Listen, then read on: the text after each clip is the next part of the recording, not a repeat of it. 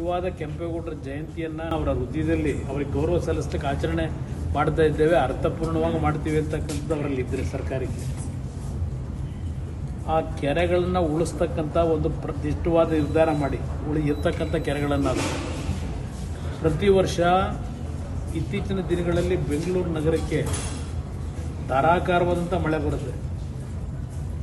ಆ ಮಳೆ ನೀರು ಕೊನೆಗೆ ಎಲ್ಲಿಗೆ ಹೋಗುತ್ತೆ? ಆ ಮಳೆ ನೀರನ್ನಾದರೂ ಆ ಕೆರೆಗಳಿಗೆ ಹೋಗ್ತಕ್ಕಂಥ ರೀತಿಯಲ್ಲಿ ಆ ಕಾಲುವೆಗಳನ್ನು ರಾಜಕಾಲುವೆಗಳನ್ನು ಸರಿಪಡಿಸಿ ಆ ರೊಚ್ಚ ನೀರುಗಳು ಆ ಕೆರೆಗಳಿಗೆ ಹೋಗುತ್ತೆ. ಸರಿಯಾದ ರೀತಿ ಆ ಒಂದು ನೀರನ್ನಾದರೂ ಮಳೆ ನೀರನ್ನು ಸರಿಯಾದ ರೀತಿ ಗುಣಾತ್ಮಕವಾದ ರೀತಿಯಲ್ಲಿ ಜನತೆ ಕುಡಿಲಿಕ್ಕೆ ಉಪಯೋಗ ಮಾಡ್ಕೊಳ್ಳಿಕ್ಕೆ ಕಾರ್ಯಕ್ರಮಗಳನ್ನ ರೂಪಿಸ್ಬಿಟ್ರೆ ಕೆಂಪೇಗೌಡರ ಹೆಸರಿನಲ್ಲಿ ಈ ಸರ್ಕಾರಕ್ಕೆ ದೊಡ್ಡ ಸೆಲ್ಯೂಟ್ ಹೇಳ್ತೀನಿ. ನಾನು ಅವರಿಗೆ ಗೌರವ ಸಲ್ಲಿಸಬೇಕು. ಇಲ್ಲಿ ಇವತ್ತೇನು ನಾಳೆ ದಿನ ಇವತ್ತು ಇನ್ವಿಟೇಷನಲ್ಲಿ ಹಾಕಿದರು, ನಾಳೆ ನಾನು ಹೋಗ್ಲಿಕ್ಕೆ ಆಗ್ತಿತ್ತಾ?